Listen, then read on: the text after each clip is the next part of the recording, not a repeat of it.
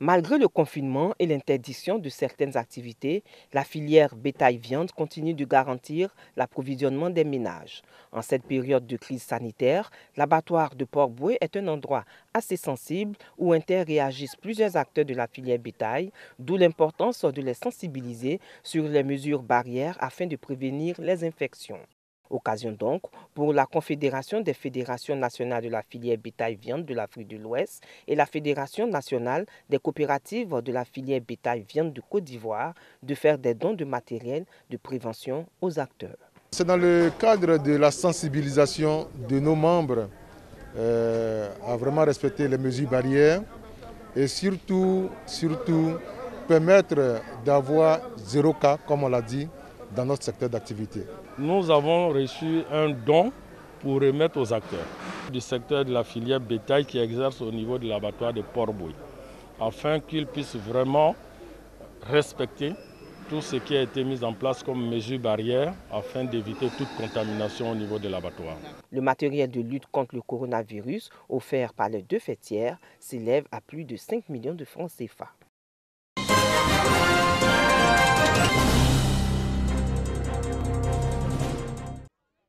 C'est au pas de course qu'ont démarré les différentes rencontres de sensibilisation des sous-quartiers de la commune d'Adjamé.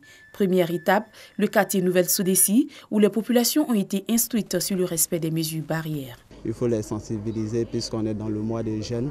Il faut les apporter de la nourriture, faire passer encore les messages de sensibilisation pour qu'ils puissent laver les mains, se protéger contre la maladie pour qu'on stoppe le Covid-19 ici en Côte d'Ivoire. À côté de la sensibilisation, une remise de kits aux fidèles musulmans. On est content, on est fiers.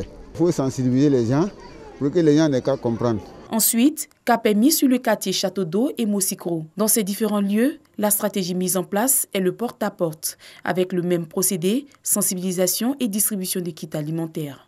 Nous avons déjà identifié les familles vulnérables, donc nous passons de porte en porte pour les satisfaire. Tout est fermé généralement, les marchés ne fonctionnent plus, les gens n'ont pas suffisamment de moyens. Et surtout en cette crise, nous sommes venus leur apporter des vivres pour le mois de Ramadan.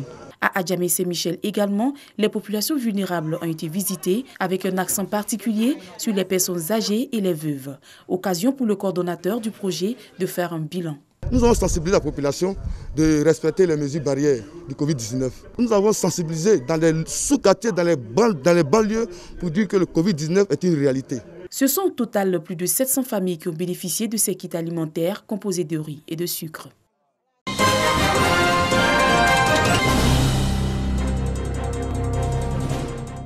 Avec les départements de Grand Bassam et d'Adiaké, le Sud Comoé se positionne comme la région la plus touchée par le Covid-19. Une situation caractérisée par son rapprochement du Grand Abidjan, épicentre de cette pandémie en Côte d'Ivoire. Il faut donc revoir les stratégies de sensibilisation et de lutte contre le Covid-19. Pour y arriver, le Conseil régional du Sud Comoé fait don du matériel de prévention, à savoir des gants, des cache-nez et des dispositifs de lavage des mains. Des dons qui viennent renforcer les dispositions initiales. Les forces de défense et de sécurité voient leur capacité d'intervention renforcée. 2 millions de francs CFA pour les frais de carburant. Il y a autant les patrouilles pédestres que les patrouilles motorisées. Donc on considère les patrouilles motorisées dont nous avons eu un appui au niveau du conseil régional, c'est-à-dire un peu de carburant. Ça va permettre encore une mobilité assez importante pour pouvoir bien mener nos différentes missions. Dans la région, seul le district de Tiapo n'a pas notifié de cas jusqu'à présent. Mais heureusement, avec l'action vigoureuse qui a été mise en place par nos équipes de riposte, les cas détectés ont été pris en charge au VITIB. C'est le lieu d'appeler toute la population à respecter les mesures recommandées par le gouvernement et le ministère de la Santé. Dans cet élan de solidarité du Conseil régional du Sud Comoé, il faut ajouter la communauté musulmane de la région. Elle reçoit des vivres en cette période de jeûne.